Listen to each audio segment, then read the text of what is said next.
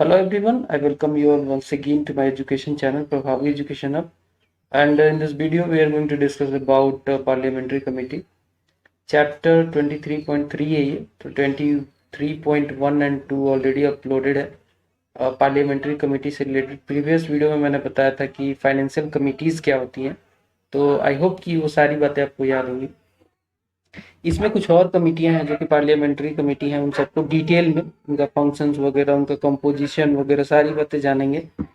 तो अगर चैनल पे आप नए हो तो डेफिनेटली आप सब्सक्राइब कर लो, बेल आइकन को प्रेस कर लो ताकि आपको नोटिफिकेशन मिलता रहे। एंड एक continuity is very important. Continuity अगर आपके स्टडी में नहीं है तो कुछ मिलता नहीं है। And PDF is extremely important for revision. जो मैं क्लासेस कंप्लीट करूँगा पूरी, अगर सीरीज जैसे ही कंप्लीट हो जाएगी, इंडियन पॉलिटी की सीरीज है, तो मैं आपको नोट के तौर पे पीडीएफ दे दूंगा। तो नोट आप पीडीएफ को डाउनलोड करके एज ए नोट यूज़ कर सकते हो और मल्टीपल टाइम आपको बार बार इसको रिवाइज करना होगा ताकि आपका कॉन्सेप्ट बिल्कुल क्लियर हो जाए, आपके दिमाग में सारे पॉइंट्स बैठ जाए। तो डिवीज़न आई थिंक यूपीएससी का सबसे इम्पोर्टेंट एस्पेक्ट है जो 90% लोग इग्नोर कर देते हैं। एंड जो लोग फॉलो करते हैं डेफिनेटली उनको बहुत बेनिफिट होता है। तो रिवीजन जरूर करना है। पॉइंट वाइज पढ़ेंगे, डिपार्टमेंटल स्टैंडिंग कमिटीज़ के बारे में जानेंगे। इससे पहले चैनल पर नए हो तो सब्सक्राइब करके बेल आइकन जरूर प्रेस करना। मैं अगेन आपको रिमाइंड करा रहा हूँ। तो डिपार्टमेंटल स्टैंडिंग कमिटीज़ टोटल 24 हैं। ये एक्चुअली इनका दो बड़ा ही इंपॉर्टेंट रोल है। मैं बताऊंगा आपको, पॉइंट वाइज भी दिखा दूंगा, लेकिन पहले मैं बता दूं कि सबसे पहली बात तो ये सारे जितनी भी मिनिस्ट्रीज हैं सबको कवर कर लेती हैं। 24 डिपार्टमेंट्स, हर एक डिपार्टमेंट के लिए पर्टिकुलर मिनिस्ट्रीज हैं, ये कवर करती हैं। तो सारी जितनी भी हमारे कंट्री में मिनिस्ट्रीज हैं सारी कवर्ड है अंडर डिपार्टमेंटल स्टैंडिंग कमिटीज़। इनका रोल एक्चुअली बात करें तो रोल बड़ा ही इम्पोर्टेंट है। अगर पार्लियामेंट्री कंट्रोल लाना है एग्जीक्यूटिव के ऊपर, तो पार्लियामेंट का कंट्रोल एग्जीक्यूटिव के ऊपर लाने के लिए ये एक मींस की तरह काम करती है departmental standing committees. Executive biased ना हो जाए, उसके ऊपर कंट्रोल रहे, इसके लिए डिपार्टमेंटल स्टैंडिंग कमिटीज़ बड़े ही इफेक्टिव तरीके से काम करती हैं। जैसे कि एग्जांपल के तौर पे जब बजट जब पेश होता है तो हर मिनिस्ट्री अपना डिमांड फॉर ग्रांट भेजती है। बजट में बताया जाता है कि demand for grant for particular ministry क्या है। एंड उस डिमांड फॉर ग्रांट को बिना डिस्कस, बिना वोटिंग के हाउस में उसको रेफर कर दिया जाता है डिपार्टमेंटल स्टैंडिंग कमेटी को, जो कि क्लॉज बाय क्लॉज देखती है उनके डिमांड को और उन पे सजेशंस भेजती है, अपना रिपोर्ट तैयार करके वापस हाउस को भेजती है जिसपे मैक्सिमम डिसीजन होता है। तो ये इनका कंट्रोल कहीं ना कहीं फाइनेंशियल भी बहुत स्ट्रांग है। इनफैक्ट जब कोई बिल आता है तो बिल भी रेफर किया जाता है डिपार्टमेंटल स्टैंडिंग कमिटीज को, जो कि देखती हैं, उसमें रिपोर्ट तैयार करती हैं, वापस भेजती हैं। तो इनका रोल बड़ा ही इफेक्टिव है। अगर बात करें पार्लियामेंट के ऊपर, सॉरी एग्जीक्यूटिव के ऊपर पार्लियामेंट का कंट्रोल का, तो बहुत ही इफेक्टिवली ये काम करती हैं। इन्हीं बातों को ध्यान में रखते हुए सबसे पहले ये जानिए कि इनका इस्टेब्लिशमेंट कैसे हुआ। तो इनका जो इस्टेब्लिशमेंट हुआ वो हुआ था on the recommendation of rules committee of Lok Sabha. ये 1993 में 17 कमिटियां बनी थी। रूल्स कमेटी जो थी उसने रिकमेंड किया था कि 17 डिपार्टमेंटल स्टैंडिंग कमेटी बनानी चाहिए। ये फर्स्ट टाइम 1993 में 17 कमिटियां बनी थी। उसके बाद 2004 में अगेन 7 और कमिटियां बनी थी। तो टोटल अभी नंबर जो है वो 24 है। तो इम्पोर्टेंट बात यह है कि रिकमेंडेशन आया था रूल्स कमेटी ऑफ लोकसभा का कि डिपार्टमेंटल स्टैंडिंग कमेटी की ज़रूरत है। तो उसके रिकमेंडेशन पे 1993 में 17 बनी थी और बाद में और भी ज़्यादा कमेटियों की ज़रूरत पड़ने लगी जब ऐसा नेसेसिटी फील होने लगा कि और भी डिपार्टमेंटल स्टैंडिंग कमेटीज चाहिए। तो 7 और डिपार्टमेंटल स्टैंडिंग कमेटीज का गठन किया गया 2004 में। तो टोटल नंबर अभी 24 है। नेक्स्ट पॉइंट आता है इनके ऑब्जेक्टिव से रिलेटेड। तो मेन ऑब्जेक्टिव इनका, जैसा कि मैंने बताया आपको, मोर अकाउंटेबिलिटी ऑफ एग्जीक्यूटिव। तो पार्लियामेंट इन कमिटियों के द्वारा, इनमें मेंबर्स जो होते हैं वो पार्लियामेंट के ही होते हैं। तो वो लोग क्या है, कहीं ना कहीं कंट्रोल रखते हैं एग्जीक्यूटिव के ऊपर, एग्जीक्यूटिव में स्पेशली काउंसिल ऑफ मिनिस्टर्स के ऊपर। ठीक है, तो ये एक बहुत इफेक्टिवली काम करता है ये, एंड ये असिस्ट भी करता है पार्लियामेंट में डिबेट जो होता है बजट से रिलेटेड, तो उसको मोर इफेक्टिव बनाती हैं ये डिपार्टमेंटल स्टैंडिंग कमिटीज।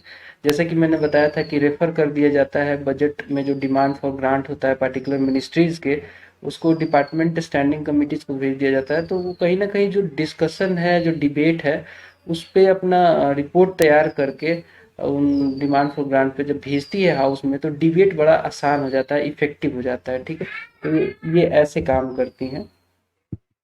आगे बढ़ते हैं, ये कवर करती है सारी मिनिस्ट्रीज को, जैसा कि मैंने बताया आपको, डिपार्टमेंट्स जितनी भी मिनिस्ट्री हैं, जितनी भी उनके डिपार्टमेंट हैं सेंट्रल गवर्नमेंट की, सबको कवर कर लेती हैं ये 24 डिपार्टमेंटल स्टैंडिंग कमिटीज। तो कोई भी मिनिस्ट्री इससे बाहर नहीं है, कोई भी डिपार्टमेंट जो सेंट्रल गवर्नमेंट का है इससे बाहर नहीं है।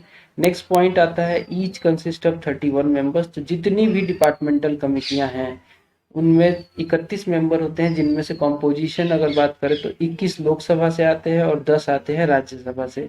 तो लोकसभा का रिप्रेजेंटेशन ज़्यादा होता है और नंबर भी लोकसभा का ज़्यादा है, तो यही कारण है। और ये सारे मेंबर चुने नहीं जाते, इलेक्टेड नहीं होते, ये नॉमिनेटेड होते हैं। पहली बात इंपॉर्टेंट यहाँ पे ये है कि ये नॉमिनेटेड होते हैं, ये इलेक्टेड नहीं होते हैं। तो इनका कोई, जैसे पहली कमेटी हमने देखी थी जो फाइनेंशियल कमेटी, तो वहां पे हमने देखा था कि उनके जो मेंबर्स होते थे वो या तो नॉमिनेटेड हो सकते थे या फिर इलेक्टेड भी हो सकते थे। एंड उनका जो इलेक्शन का प्रोसीजर था वो प्रोपोर्शनल रिप्रेजेंटेशन का था, सिंगल ट्रांसफरेबल वोट के द्वारा किया जाता था। लेकिन इस केस में ऐसा नहीं है, इस केस में जो मेंबर्स हैं वो ओनली एंड ओनली नॉमिनेटेड होंगे, एंड मिनिस्टर्स यहाँ पे इलिजिबल नहीं है मेंबर बनने के लिए। मिनिस्टर वहाँ पे भी नहीं थे एलिजिबल, फाइनेंशियल कमिटीज में भी, यहाँ पे भी नहीं है। और जो इनका टर्म होता है अगेन 1 साल का होता है, 1 साल बाद फिर से इनको नॉमिनेट किया जाता है। अगर बात करें इसमें भी कंपोजिशन की, तो टोटल 24 में से जो डिपार्टमेंटल स्टैंडिंग कमिटीज हैं, 8 हैं यहाँ पे राज्यसभा की और 16 हैं लोकसभा की। तो चलिए आगे बढ़ते हैं, अगले पॉइंट पे चलते हैं। नेक्स्ट पॉइंट है functions of each of the standing committee. तो हर स्टैंडिंग कमिटी का फंक्शन क्या होता है। सबसे पहला फंक्शन और इम्पॉर्टेंट फंक्शन इनका यही होता है कि ये कंसीडर करती है बजट में जब demand for grant particular ministry भेजती है। अब देखिए बजट में क्या होता है, जब बजट आता है तो उसमें हर मिनिस्ट्री, जैसे कि रेल मिनिस्ट्री है तो अपना पर्टिकुलर वो डिमांड फॉर ग्रांट भेजेगी। मान लीजिए कोई टेक्सटाइल मिनिस्ट्री है तो टेक्सटाइल मिनिस्ट्री अपना डिमांड फॉर ग्रांट भेजेगी। तो वो पार्टिकुलर जो उसके ऊपर जो डिपार्टमेंटल स्टैंडिंग कमेटी है उसको वो रेफर कर दिया जाता है हाउस के द्वारा कि भाई आप इसको देखिए कि जेन्युइन डिमांड है कि नहीं, एंड आप इस पे रिपोर्ट तैयार करके हमें वापस भेजिए ताकि हम इस पे डिसीजन ले सके। तो ये पहला तो यही कंसीडर करती हैं demand for grant. Before discussed and voted, जब भी डिमांड फॉर ग्रांट आता है पार्लियामेंट में, हाउसेस में, तो बिना जब तक कि उसको वोटिंग किया गया है या फिर डिस्कशन हुआ है लोकसभा, उससे पहले इसको रेफर कर दिया जाता है पर्टिकुलर डिपार्टमेंटल स्टैंडिंग कमेटी को। तो ये करती है पहला काम ये। दूसरा, ये रिपोर्ट जो भेजती है वो, उसमें एक बात इनको ध्यान रखना पड़ता है डिपार्टमेंटल स्टैंडिंग कमेटी को, वो रिपोर्ट कहीं ना कहीं उसका नेचर जो है रिपोर्ट का, वो कट मोशन टाइप नहीं होना चाहिए। तो ऐसा नहीं है कि जो डिपार्टमेंटल स्टैंडिंग कमेटी हो वो जब रिपोर्ट तैयार करे तो वो सीधा कट मोशन ही सजेस्ट कर दे। अब कट मोशन क्या होता है मैंने ऑलरेडी एक्सप्लेन किया हुआ है प्रीवियस वीडियोज में, तो आप देख लेना। यहाँ पे बेसिकली एग्जीक्यूटिव के जो बजट है उस पर बहुत सारा कट लाया जाता है कट मोशन के द्वारा, तो एक्सप्रेस किया जाता है अपोजिशन और मेंबर ऑफ पार्लियामेंट्स के द्वारा अपना व्यू पॉइंट उस पर। तो कट मोशन की नेचर की यहाँ पे वो नहीं ला सकती हैं, जो स्टैंडिंग कमेटियाँ हैं उस तरीके का रिपोर्ट नहीं तैयार कर सकती हैं। देन ये एग्जामिन करती है बिल्स को जो कि कंसर्न मिनिस्ट्रीज या डिपार्टमेंट से आते हैं। तो जब भी मान लीजिए कोई बिल आता है, मान लीजिए कोई मिनिस्ट्री है टेक्सटाइल मिनिस्ट्री और कोई बिल लेके आई है, तो उसको पहले रेफर कर दिया जाता है बहुत केसेस में कि डिपार्टमेंटल स्टैंडिंग कमेटी को रेफर कर दिया जाता है और उसको वो एग्जामिन करते हैं वो लोग। उसके एकदम से माइन्यूट पॉइंट्स को देखा जाता है बहुत ही स्पेसिफिकली। तो ये भी इनका काम है। नेक्स्ट इनका काम है consider annual reports of the ministries and departments. तो मिनिस्ट्री और डिपार्टमेंट जो एनुअल रिपोर्ट अपना देती हैं, क्योंकि ये डिमांड फॉर ग्रांट ये लोग एग्जामिन करती हैं, उसको देखती हैं, कंसीडर करती हैं, तो इनको ये भी राइट है कि जो एनुअल रिपोर्ट है मिनिस्ट्रीज का या फिर डिपार्टमेंट्स का, उसको भी ये लोग कंसीडर करें। ये लोग कंसीडर करते हैं national basic long term policy documents को भी, जो कि प्रेजेंट किया जाता है दोनों हाउस में। तो ये कहीं ना कहीं FRBM का एक पार्ट है, national basic long term policy document. ये हर साल जमा होता है, तो हाउसेस के पास इसके रिपोर्ट को रखा जाता है, तो उसको भी कंसीडर करने का जो पावर है वो डिपार्टमेंटल स्टैंडिंग कमेटी को है। आगे बढ़ते हैं।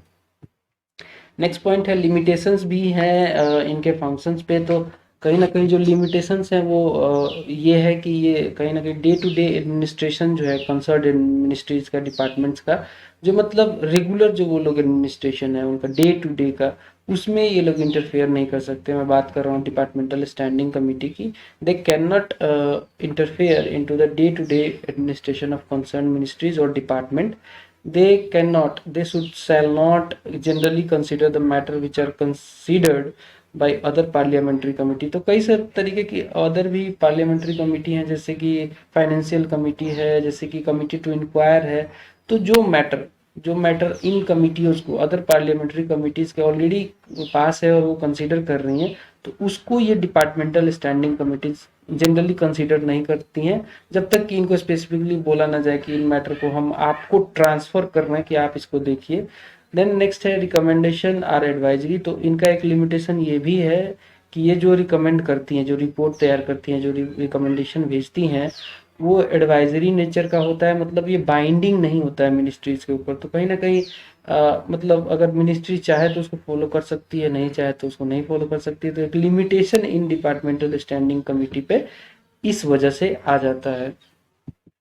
नेक्स्ट है procedure shall be followed in consideration of the demand for grant. तो क्या प्रोसीजर इनको फॉलो करना है डिपार्टमेंटल स्टैंडिंग कमिटीज को रिगार्डिंग, वो जब भी कंसीडर करेंगे डिमांड फॉर ग्रांट को, तो उस केस में क्या प्रोसीजर इनको फॉलो करना है। तो वो प्रोसीजर स्पेसिफिक है, जैसे कि सबसे पहले जब डिमांड फॉर ग्रांट कहाँ आता है, बजट के तौर पे पेश होता है हाउसेस में, एंड हाउसेस में जनरल डिस्कशन होता है। After general discussion of budget house adjourn हो जाती है फॉर ए फिक्स पीरियड के लिए। वो पीरियड के अंदर ही, जो फिक्स पीरियड होता है उस पीरियड के अंदर ही इन कमिटियों को कंसीडर करना होता है ये पर्टिकुलर डिमांड फॉर ग्रांट को। एंड इसके लिए कंपलसरी यही है कि वो जो भी पीरियड है उसके अंदर इनको कंसीडर करके रिपोर्ट तैयार करके भेज देना है। एंड नेक्स्ट पॉइंट यहाँ पे आता है demands for grants considered by the house in light of the reports, separate report each ministry. तो होता क्या है कि देखिए, ये जब रिपोर्ट तैयार करती हैं ये कमिटियाँ, डिपार्टमेंटल कमिटियाँ, तो सेपरेट रिपोर्ट तैयार करती हैं। हर मिनिस्ट्री की अलग अलग रिपोर्ट तैयार करके ये हाउसेस को भेज देती हैं। तो जो वो डिमांड फॉर ग्रांट का जो रिपोर्ट आता है डिपार्टमेंटल स्टैंडिंग कमेटी से लोकसभा या राज्यसभा में, तो वहाँ पे इसको इस डिमांड फॉर ग्रांट को इनके रिपोर्ट पे, डिपार्टमेंटल स्टैंडिंग कमेटी के रिपोर्ट पे के हिसाब से ही कंसीडर करती है ये हाउसेस। तो ये बहुत ही इंपॉर्टेंट है। नेक्स्ट है यहाँ पे procedure shall be followed in examining the bill. तो क्या प्रोसीजर ये लोग फॉलो करती हैं as a departmental standing committee, जब भी इनको कोई बिल रेफर किया जाता है कि आप कंसीडर कीजिए, तो उस केस में इनको बेसिकली जनरल प्रिंसिपल जो होती है बिल्स की या फिर क्लॉजेज, वही इनको कंसीडर करना होता है। जनरल जो प्रिंसिपल्स हैं, जो क्लॉजेज हैं, उनको इनको देखना होता है। एंड इनको वही सब बिल्स कंसीडर करना होता है जो इनको स्पेसिफिकली रेफर किया गया है हाउसेस के द्वारा। वरना ऐसा नहीं है कि अगर मान लीजिए एक केस ये भी हो सकता है कि कोई भी बिल आया और उसको रेफर नहीं किया गया डिपार्टमेंटल स्टैंडिंग कमेटी को, और ये अपना एक्स्ट्रा पावर दिखाने के चक्कर में उस बिल को कंसीडर करने लगे, तो ये गलत हो जाएगा। They should refer only those bills जो कि उनको स्पेसिफिकली रेफर की गई हैं, उन्हीं को इनको कंसीडर करना है। And they shell make report on the bill in A given time. तो हर बिल को जब भेजा जाता है तो पर्टिकुलर टाइम स्पेसिफाई किया जाता है कि आपको इतने दिन में ये काम कर लेना है, तो उस स्पेसिफिक उस गिवन टाइम में ही इनको रिपोर्ट तैयार करके भेज देना होता है। नेक्स्ट पॉइंट है merits of the standing committee. Despite इनके कुछ लिमिटेशन होने के बाद भी इनकी कई सारी मेरिट्स भी हैं, जैसे कि ये कहीं ना कहीं डिवाइड करती हैं, डिवाइड ऑफ एनी पार्टी बायस। मतलब कि पर्टिकुलर जो पार्टी बायस होता है, कि जैसे मान लीजिए जो पार्टी सरकार में है तो वो अपना बायस दिखाने के चक्कर में अपने हिसाब से मांग करते हैं, अपने हिसाब से बिल्स लेके आते हैं, तो पार्टी बायस को खत्म किया जाता है यहाँ पे इसके द्वारा। एंड ये जो प्रोसीजर है इनका डिपार्टमेंटल स्टैंडिंग कमेटी का, इनका कहीं ना कहीं जो कंपेयर करें लोकसभा के जो प्रोसीजर है उससे कहीं ना कहीं इनका फ्लेक्सिबल है, तो इस वजह से भी ये इनका मेरिट काउंट किया जाता है। नेक्स्ट है पार्लियामेंट्री कंट्रोल ओवर एग्जीक्यूटिव। इन कमिटियों के द्वारा पार्लियामेंट्री कंट्रोल जो है एग्जीक्यूटिव के ऊपर वो मोर डिटेल्ड हो जाता है, क्लोज हो जाता है, कंटिन्यूअस हो जाता है और डेप्थ एंड कॉम्प्रिहेंसिव हो जाता है। नेक्स्ट है ensure economy and efficiency in public expenditure. तो डेफिनेटली जब ये डिमांड फॉर ग्रांट को कंसीडर करते हैं और इस पे रिपोर्ट तैयार करते हैं तो इनका रिपोर्ट इकोनॉमी बेस्ड होता है, मतलब ये कहीं ना कहीं एक्स्ट्रा वैगन्स जो उस पर्टिकुलर डिमांड में दिखता है उसको कट कर देते हैं, ये लोग उसको खत्म करने की बात करते हैं, पर्टिकुलर क्लॉज को डील करते हैं और ज़्यादा जहाँ पे खर्च हो रहा है तो उसको एडवाइस कर सकते हैं कि नहीं इस पर्टिकुलर चीज़ को कम किया जा सकता है। तो ये कहीं ना कहीं इंश्योर करते हैं economy and efficiency in public expenditure. Next है they facilitate opportunities to all the members of Parliament. तो इसमें क्या होता है कि इन डिपार्टमेंटल स्टैंडिंग कमिटीज के जो मेंबर होते हैं वो जरूरी नहीं है कि ओनली रूलिंग पार्टी से ही होंगे, ये कोई भी मेंबर हो सकता है जो मेंबर ऑफ पार्लियामेंट होता है। तो कहीं ना कहीं जो अपॉर्चुनिटी जो मिलती है मेंबर ऑफ पार्लियामेंट को कि वो सीधा कमिटीज में आए और एग्जीक्यूटिव को कंट्रोल करे, तो वो अपॉर्चुनिटी फैसिलिटेट करती हैं ये डिपार्टमेंटल स्टैंडिंग कमिटीज। नेक्स्ट आता है they can avail of expert opinion और पब्लिक ओपिनियन। तो कहने का मतलब है कि जब भी ये कंसीडर करती हैं कोई भी matter related to demand for grant से ही ले लीजिए या फिर कोई बिल से ही रिलेटेड कोई मैटर को ये लोग कंसीडर कर रही हैं, तो उस केस में ये लोग जरूरी नहीं है कि खुद ही काम करना है, they are allowed to take expert opinion. कोई एक्सपर्ट है पर्टिकुलर किसी फील्ड का तो उसका भी ओपिनियन लिया जा सकता है या फिर पब्लिक ओपिनियन ले सकती है। पब्लिक ओपिनियन कैसे लेंगी, तो एडवर्टाइजमेंट के द्वारा बता के भी लिया जा सकता है कि ये हम लोग कंसीडर कर रहे हैं और इस पे पब्लिक ओपिनियन क्या है, तो पब्लिक उस पर डेफिनेटली अपना ओपिनियन दे सकती है, तो ये लोग अलाउड है इस चीज़ के लिए। नेक्स्ट है जो अपोजिशन पार्टी है और जो राज्यसभा है वो भी एक बड़ा रोल प्ले करती है इनके वजह से, बिकॉज जो मेंबर्स होते हैं राज्यसभा से भी आते हैं एंड अपोजिशन पार्टी के भी मेंबर्स जो एमपी होते हैं वो भी इसके मेंबर हो सकते हैं, तो they can influence, they can control the executive. तो ये अपना बड़ा रोल प्ले करते हैं इस मैटर पे। आगे बढ़ते हैं और जानते हैं अगली कमिटी जो है वो कमिटी टू इंक्वायर है। डिपार्टमेंटल स्टैंडिंग कमिटी हमने जस्ट अभी कवर कर लिया, अब देख लेते हैं कि कमिटी टू इंक्वायर क्या है। तो इसमें भी तीन कमिटियां हैं, फर्दर एक एक करके देख लेते हैं। सबसे पहले ये कमिटी ऑन पिटीशन। तो होता क्या है, कमिटी टू इंक्वायर जब भी आपके दिमाग में आए तो देखिए इंक्वायर कीवर्ड है यहाँ पे, इंक्वायरी से रिलेटेड जो कमिटी है वो कमिटी टू इंक्वायर होती है। इसमें तीन कमिटियां हैं। कमिटी ऑन पिटीशन, पिटीशन जब भी देखिए पिटीशन कई बार डाला जाता है अगेंस्ट द बिल एग्जामिन्स, तो ये कमेटी क्या करती है, कोई भी पिटीशन आया पर्टिकुलर बिल पे तो उसको एग्जामिन करती है, या फिर कोई पिटीशन आया जो जनरल पब्लिक इंटरेस्ट का जो इशू है उसके ऊपर कोई पिटीशन है तो उसको भी ये एग्जामिन करने का इनको पावर है। अगर बात करें इनके कंपोजिशन की इस कमेटी की, तो इसमें लोकसभा के जो मेंबर हैं वो 15 होते हैं और राज्यसभा में इसमें 10 मेंबर होते हैं। नेक्स्ट देखते हैं, नेक्स्ट आती है कमिटी ऑफ प्रिविलेजेस। तो कमिटी ऑफ प्रिविलेजेस एक सेमी जुडिशियल बॉडी की तरह काम करती है। ये एग्जामिन करती है स्पेसिफिकली जब भी ब्रीच होता है प्रिविलेजेस का, दोनों हाउसेस के प्रिविलेजेस है अपने अपने, राज्यसभा का अपना प्रिविलेज है एंड लोकसभा का भी अपना प्रिविलेज है। तो जब भी ब्रीच होता है पार्लियामेंट्री प्रिविलेजेस का, हाउस के प्रिविलेजेस का, तो उसको एग्जामिन करने का काम कमिटी ऑफ प्रिविलेजेस करती हैं। और इनके अगर बात करें तो लोकसभा में इस कमेटी में कितने मेंबर होते हैं, तो लोकसभा की जो कमेटी होती है उसमें 15 मेंबर होते हैं और राज्यसभा की जो पर्टिकुलर कमेटी है उसमें 10 मेंबर होते हैं। तो नेक्स्ट देखते हैं तो एथिक्स कमेटी। एथिक्स का मतलब होता है नैतिकता, मतलब कि एथिक्स एक ब्रॉड टर्म है जिसमें इंटीग्रिटी, लॉयलिटी, डिसिप्लिन, बहुत सारी बातें आती हैं जिनको मिला के एथिक्स बनता है। तो एथिक्स कमेटी जो है वो कॉन्स्टिट्यूट की गई थी सबसे पहले राज्यसभा में 1997 में और लोकसभा में 2000 में। ये ओवरऑल जो एमपीज हैं वहाँ पे जो इन हाउसेस में बैठते हैं मेंबर ऑफ पार्लियामेंट, उनका कोड ऑफ कंडक्ट क्या होगा, मतलब उनका बिहेवियर, कहीं वो मिसकंडक्ट तो नहीं कर रहे हैं। तो जब भी मिसकंडक्ट ऐसा होता है तो ये कमेटी उनकी इंक्वायरी करती है एंड इनके रिकमेंडेशन पे पनिशमेंट भी दिया जा सकता है। तो ethics committee very important committee है जो कि राज्यसभा में 1997 और लोकसभा में 2000 में एक जनरल जो कोड ऑफ कंडक्ट होना चाहिए, बेसिक जो बिहेवियर होना चाहिए आदमी का, उसको इंश्योर करती है कमेटी। नेक्स्ट है committee to scrutinize and control.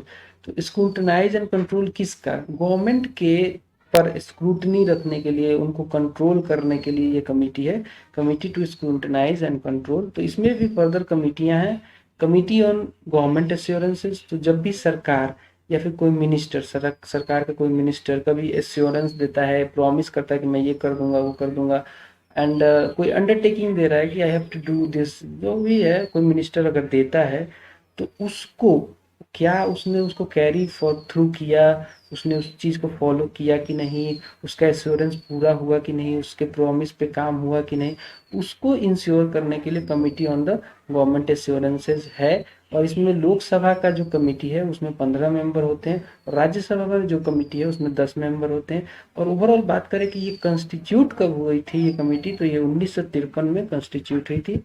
Next आती है कमिटी ऑन सबऑर्डिनेट लेजिस्लेशन, जो एग्जामिन करती है रिपोर्ट्स टू द हाउस। तो जो भी एग्जामिन करती है, ये रिपोर्ट करती है हाउस को on the matter of power to make regulation, rules, sub-rules and bylaws delegated by parliament or conferred by the constitution to the executive are being properly exercised or not। तो होता क्या है कि ये जो कमिटी है, अब देखिए कॉन्स्टिट्यूशन ने कई सारे पावर दिए हैं पार्लियामेंट को, उसके क्या उसके पावर हैं upon the making of regulation, rules, सब रूल्स, बाई लॉज। तो वो सब जो पावर कॉन्स्टिट्यूशन ने दिया है उसको क्या वो लोग सही से फॉलो कर रहे हैं कि नहीं, उसको सही से एक्सरसाइज कर रहे हैं कि नहीं, गलत तरीके से तो नहीं यूज किया जा रहा है। तो उसको एग्जामिन करने के लिए, उसको उस पर कंट्रोल रखने के लिए ये कमिटी है, कमिटी ऑन सबऑर्डिनेट लेजिस्लेशन। और बात करें अगर मेंबरशिप की, तो लोकसभा से यहाँ पे बेसिकली इसमें टोटल मेंबरशिप 15 है, और कॉन्स्टिट्यूट किया गया था यहाँ इसको 1953 में। नेक्स्ट आता है committee on papers laid on the table. तो होता क्या है कि जो भी पेपर्स आती हैं लोकसभा की हो या फिर राज्यसभा की, उनके रिलेटेड जो हाउस में उनके टेबल पे जो पेपर्स आती हैं वो उसको देखा जाता है कि कॉन्स्टिट्यूशन के द्वारा जो प्रोविजंस हैं उनको वो कंप्लाई कर रही हैं कि नहीं। तो इसके लिए ये कमेटी है, जब भी कोई पेपर जब रखा जाता है किसी भी हाउस के टेबल पे, मान लीजिए वो लोकसभा के टेबल पे रखा गया है, तो उसको देखा जाता है इस कमेटी के द्वारा कि उसमें जो बातें हैं, उसमें जो पॉइंट्स लिखी गई हैं, क्या वो प्रोविजंस जो है कॉन्स्टिट्यूशन की उसको फुलफिल कर रही हैं कि नहीं, उसको कंप्लाई कर रही हैं कि नहीं। तो ये कॉन्स्टिट्यूट की गई थी कमेटी 1975 में। लोकसभा से इसमें 15 मेंबर्स होते हैं लोकसभा की इस कमेटी में, और ये राज्यसभा में भी ये कमेटी होती है, तो राज्यसभा में इसके 10 मेंबर होते हैं। नेक्स्ट देखते हैं, एक बात यहाँ पे और भी है कि ये जो कमेटी है वो कहीं ना कहीं एग्जामिन नहीं करती है वैसी स्टेचुटरी नोटिफिकेशंस या फिर ऑर्डर्स को जिनका जुरिडिक्शन किसी सबऑर्डिनेट लेजिस्लेशन कमेटी के पास है। तो उस केस में ये उसको नहीं देखती हैं, मतलब ऊपर वाली जो कमेटी के हाथ में अगर कोई ऐसा मैटर आया है जो उसके हाथ में है, तो उसको ये कमेटी नहीं देखेगी। यही जनरल सी बात है। यहाँ पे आगे बढ़ते हैं। नेक्स्ट है committee on welfare of SC ST। तो SC ST माइनॉरिटी आते हैं हमारे कंट्री में, एंड ये बेचारे मतलब इनको वैसी अपॉर्चुनिटी नहीं मिली, हिस्टोरिकल बैकग्राउंड की वजह से आज भी ये सक्षम उतने नहीं, हालांकि बहुत लोग आगे निकल चुके हैं। तो इनके वेलफेयर के लिए कमेटी है जिसके मेंबर 30 हैं टोटल, लोकसभा से 20 हैं और राज्यसभा से 10। और ये इनके जो फंक्शन है इस कमेटी का वो है कि ये कंसीडर करती हैं रिपोर्ट्स को जो national commission for SC and national commission for ST, ये जो अपना अपना रिपोर्ट जो देती है उसको ये लोग जांच करती हैं, उसको कंसीडर करती हैं कि क्या ये रिपोर्ट में क्या कमियां हैं, क्या रिपोर्ट है, और इस रिपोर्ट में कहाँ कहाँ पॉइंट्स जो है जो कि बहुत एक्सट्रीमली इंपॉर्टेंट नेचर के हैं, तो उसको कंसीडर करने का पावर इन कमेटी को है। और ये एग्जामिन करती हैं all matters relating to the welfare of SC ST like implementation of constitutional and statutory safeguards, working of welfare programmes. तो ये सरकार को कहीं ना कहीं कंट्रोल में रखती है कि सरकार जो इनसे रिलेटेड SC ST से रिलेटेड जो प्रोग्राम्स है, वेलफेयर प्रोग्राम्स, उसको इफेक्टिवली इम्प्लीमेंट किया है कि नहीं, एंड जो कॉन्स्टिट्यूशन के द्वारा जो प्रोविजंस हैं, स्टैट्यूटरी सेफगार्ड्स हैं, इनसे रिलेटेड उनको सही से इम्प्लीमेंट किया जा रहा है कि नहीं, और क्या वेलफेयर प्रोग्राम सही से फंक्शन कर रहे हैं, तो उनका वर्किंग चेक करती हैं। तो ये सारा फंक्शन इस कमेटी का है, committee on welfare of SC/ST। आगे बढ़ते हैं। नेक्स्ट जो कमेटी आती है उसका नाम है committee on empowerment of women. तो वुमेन अगेन एक ऐसा एरिया है हमारी कंट्री में जहाँ इनको काफ़ी प्रताड़नाएं सहनी पड़ती है। आज भी ये लोग इक्वालिटी पे नहीं, अगर बात करें इनके डिग्निटी, इनके स्टेटस कंपेयर करें मेन से, तो नहीं है इनका। तो ये कॉन्स्टिट्यूट किया गया था 1997 में। 30 मेंबर होते हैं इसमें भी, 20 लोकसभा से, 10 राज्यसभा से, और कंसीडर करती हैं रिपोर्ट्स को जो कि आता है नेशनल कमीशन फॉर वुमेन के द्वारा। एंड ये देखती है कि गवर्नमेंट ने क्या क्या मेजर लिया है ताकि वुमेन्स के स्टेटस को और डिग्निटी को इक्वालिटी पे लाया जाए। तो ये सारी बातें ये देखती हैं। नेक्स्ट है joint committee on offices of profit. तो ये कमेटी जो है वो एग्जामिन करती है composition and character of committees and other bodies appointed by centre, state and union territory government and recommends whether persons holding these offices should be disqualified from being elected as a member of parliament or not. It consists of 15 members। तो इसका general मतलब ये समझो कि होता क्या है कि ऑफिस ऑफ प्रॉफिट MP को होल्ड नहीं करना होता है। और वो कैसे पता चलेगा, तो वो पता चलता है ज्वाइंट कमेटी। ये ज्वाइंट कमेटी जो है ऑन ऑफिस ऑफ प्रॉफिट, वो पता करती है कि पर्टिकुलर जो बंदा काम कर रहा है जिस भी ऑफिस में जो कि दिया गया है उसको, सेंटर या फिर स्टेट या फिर यूनियन टेरिटरी गवर्नमेंट के द्वारा, तो वो कहीं वो ऑफिस ऑफ प्रॉफिट तो नहीं है। तो इसकी जांच वाँच करने के लिए joint committee on offices of profit एक कमेटी है जिसके मेंबर्स टोटल 15 है, 10 लोकसभा से हैं और 5 राज्यसभा से। आगे बढ़ते हैं। जो अगली कमेटी है वो committees relating to the day to day business of the house. तो इसमें सबसे पहली कमेटी आती है बिजनेस एडवाइजरी कमेटी, जिसके मेंबर चेयरमैन खुद स्पीकर होते हैं।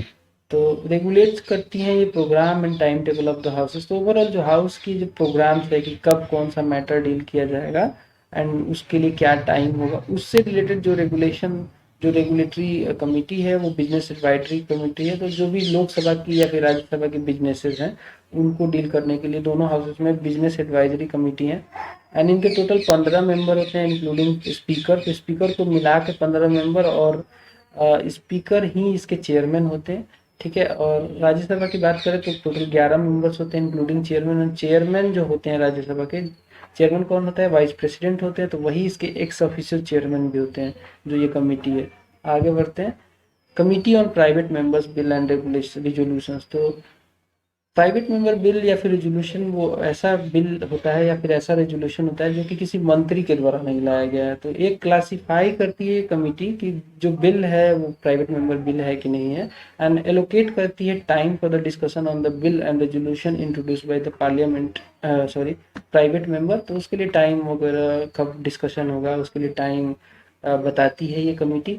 एंड ये एक स्पेशल कमेटी है जो कि लोकसभा के पास ही है और इसमें 15 मेंबर है।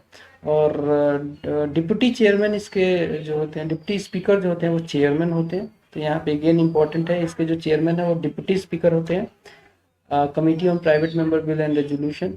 एंड जो राज्यसभा में ऐसे कोई पर्टिकुलर कमेटी नहीं है, लेकिन जो ये पर्टिकुलर फंक्शन है इसको डील कर लिया जाता है बिजनेस एडवाइजरी कमेटी के द्वारा ही। आगे बढ़ते हैं। नेक्स्ट है रूल्स कमेटी। अगेन इसके जो चेयरमैन होते हैं वो स्पीकर होते हैं। ये कंसीडर करती है वैसे मैटर को जो कि प्रोसीजर और कंडक्ट ऑफ बिजनेस से रिलेटेड है हाउस की, और रिकमेंड करती है नेसेसरी अमेंडमेंट या फिर जो एडिशन देना है इस पर्टिकुलर जो कंडक्ट ऑफ बिजनेस है उसके रूल्स में रिलेटेड कोई चेंज करना है, तो उसके लिए ये कमेटी है जो कि एडवाइस करती है ऐसे चेंजेस वगैरह। लोकसभा से इसके 15 मेंबर होते हैं, स्पीकर इसके एक्स ऑफिशियल चेयरमैन होते हैं, और राज्यसभा में इसमें 16 मेंबर होते हैं और चेयरमैन इसके एक्स ऑफिशियल चेयरमैन होते हैं। नेक्स्ट है committee on absence of members. तो देखिए कई बार क्या होता है कि मेंबर्स जो है अब्सेंट हो जाते हैं बिना परमिशन के। तो ये कमेटी दो काम करती है। एक तो ये कंसीडर करती है जितने भी लीव एप्लीकेशन आए हैं, all application from members for leave of absence, जो लीव डालते हैं उनको देखती हैं ये कि क्या इनको लीव देना चाहिए कि नहीं देना चाहिए, जो भी बातें देखती हैं। और जब केस हो जाता है कई बार कि कोई मेंबर 60 या उससे ज़्यादा दिन के लिए अब्सेंट हो गया बिना परमिशन के, तो उसको डील करती हैं और उस पर वो जेन्युइनिटी देखती हैं कि क्या ग्राउंड था क्यों वो अब्सेंट हो गए। स्पेशल कमेटी है, ये लोकसभा में ही है बस है, और राज्यसभा में ये नहीं है। और लोकसभा में इसके 15 मेंबर होते हैं। कोई कमेटी ऐसी राज्यसभा में नहीं है। जो भी मैटर्स है इससे रिलेटेड, राज्यसभा की अब्सेंटी से रिलेटेड, वो डील कर लिया जाता है बाय द हाउस इटसेल्फ। आगे बढ़ते हैं। अगली कमेटी है house keeping committee.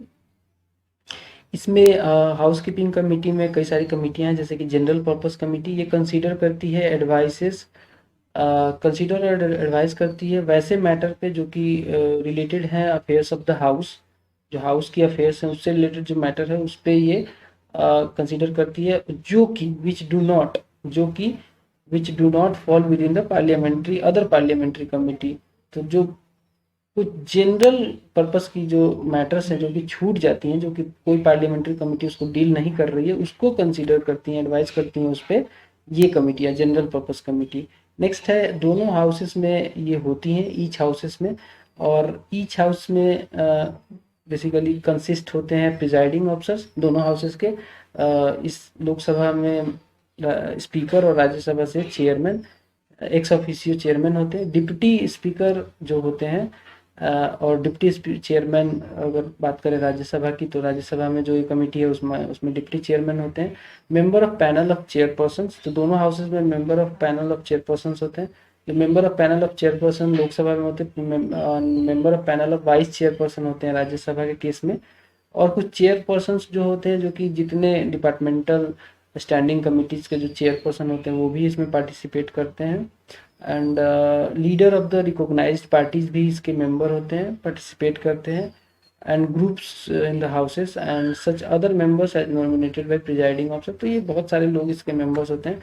House committee अगली कमेटी आती है, जो कि हाउस कीपिंग कमेटी का ही पार्ट है। ये डील करती है residential accommodation of members and other amenities like food, medical aid etcetera. Lok Sabha से इसमें 12 मेंबर होते हैं। नेक्स्ट आती है library committee. Library committee consider करती है all matters relating to the library. ये असिस्ट करती है मेंबर्स को, ताकि उनको जो लाइब्रेरी में सर्विसेज हैं वो आसानी से यूटिलाइज कर सके, बुक्स वगैरह आसानी से उनको मिल जाए। टोटल 9 मेंबर होते हैं, 6 होते हैं लोकसभा से, 3 होते हैं राज्यसभा से। नेक्स्ट कमेटी आती है joint committee on salaries and allowances of members. इसको कॉन्स्टिट्यूट किया गया था under the salary allowances and pension of members of parliament act 1954 के द्वारा।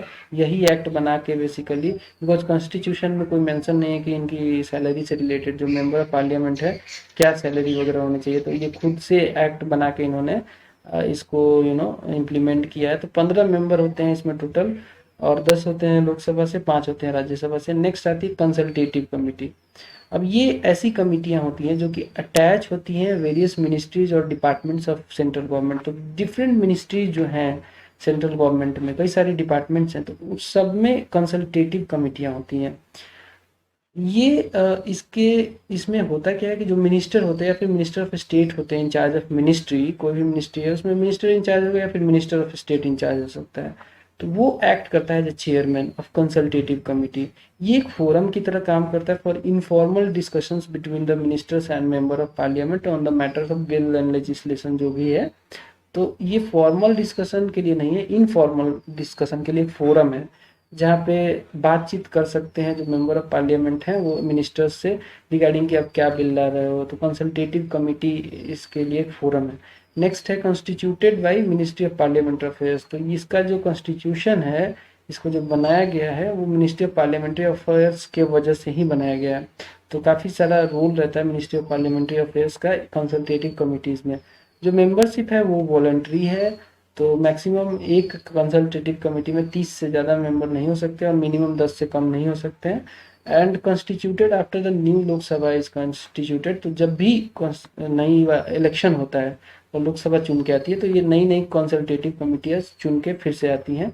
और जैसे ही लोकसभा डिसॉल्व हो जाता है तो ये कमेटियाँ भी डिसॉल्व हो जाती हैं। मतलब कि हर बार इलेक्शन होता है, मंत्रिपरिषद चुन के आता है, तो एक एक उनको कंसल्टेटिव कमेटी हर बार नई इलेक्शन पे इनको मिल जाता है। नेक्स्ट है सेपरेट इनफॉर्मल कंसल्टेटिव कमेटियां भी हैं जिनके मेंबर हैं मेंबर ऑफ पार्लियामेंट। और ये रेलवे जोन्स के लिए, अब रेलवे को जोन्स में बांटा गया है, तो हर जोन के लिए एक इनफॉर्मल कंसल्टेटिव कमेटियां हैं जो कि कंसल्टेटिव कमेटी से अलग हैं।